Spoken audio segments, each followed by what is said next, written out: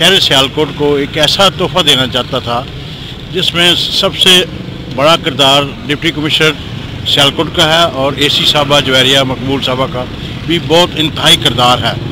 उनके साथ डिस्कस करने के बाद ये हमने फैसला किया है कि शहर सियालकोट को ऐसी तरीही चीज़ दी जाए ताकि जो हमारे शहर के वासियों की वैल्यूज़ को अपग्रेड कर सके और शहर इकबाल के लिए एक शनाख्त बन सके। तो उस सिलसिले में मैंने एक छोटी सी काविश की है। अल्लाह ताला से मेरा दुआ है कि अल्लाह इसको कबूल भी करे और मेरे शहर सियालकोट की जो वैल्यूज़ हो, जो इसका अपना शहर सियालकोट को बड़े बड़े नाम पैदा किए हैं, अल्लामा इकबाल को, फैज़ को, उसी की सफ़र को आगे बढ़ते हुए हमने ये शहर सियालकोट में एक ऐसी चीज़ बनाने की कोशिश की है। क्लॉक टावर, इसमें इंशाल्लाह बेहतरीन यूनिक किस्म की कदीमी क्लॉक लगाएंगे हम।